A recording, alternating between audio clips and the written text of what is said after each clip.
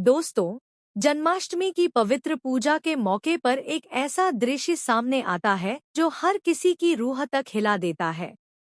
देवदास जी जब अचानक दुर्गा देवी का हाथ थाम लेते हैं, तो ठाकुर जी के पैरों तले जमीन खिसक जाती है। उनके चेहरे पर हैरानी और दिल में जलन साफ झलकने लगती है। गुस्से की आग इतनी भड़क उठती है कि वह सीधे अपनी भाभी पर टूट पड़ते हैं। जैसा कि सब जानते हैं, ठाकुर जी का असली इरादा पूजा की रौनक में आहाना को सबके सामने अपमानित करना है। इसके लिए उन्होंने आसपास के मोहल्लों के लोगों को भी बुला लिया ताकि भोग के इंतजाम में गड़बड़ी हो और आहाना सबके सामने बदनाम हो जाए। लेकिन यह तो बस शुरुआत थी। ठाकुर जी की नज़र हर पल इसी ताक में रहती है कि कब और कैसे आहाना को सबके सामने शर्मसार किया जाए।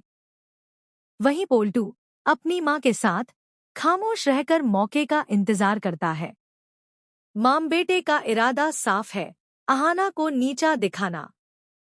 लेकिन इस बार खेल उल्टा पड़ जाता है, क्योंकि ठाकुर जी का गुस्सा अचानक आहाना पर नहीं बल्कि दुर्गा देवी पर फट पड़ता है। असल वजह यह बनती है कि आहाना अपने बचपन के दोस्त देवदास के साथ बेहद करीब नजर आती है।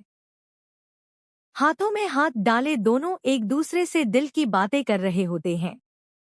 ठाकुर जी को पहले से ही शक था कि देवदास कहीं दुर्गा देवी के ससुराल से जुड़ा तो नहीं। जब उन्होंने दुर्गा देवी से पूछा तो आहाना झटपट कह देती है कि यह मेरे मामा जी हैं। इसी दौरान घर की बहुएं भोग के इंतजाम में उलझी रहती हैं। और तभी देवदास को मौका मिलता है। वह धीरे से दुर्गा देवी के पास जाकर अपने दिल की बात कहने की कोशिश करता है। दुर्गा देवी पहले तो समझ ही नहीं पाती कि देवदास क्या कहना चाहता है। देवदास का दिल डर से धड़क रहा होता है। अगर दुर्गा देवी नाराज हो गई तो उनकी मासूम दोस्ती हमेशा के लिए खत्म हो सकती है। फिर भी हिम्मत जुटाकर देवदास उनका हाथ पकड़ लेता है। और ठीक उसी पल, जैसे किसी तूफान का आगमन हो, ठाकुर जी वहां आ धमकती हैं। मानो इसी पल का उन्हें इंतजार था, जब दुर्गा देवी और देवदास करीब आएं और वह उन्हें रंगे हाथों पकड़ ले। अब ठाकुर जी का निशाना बदल चुका है।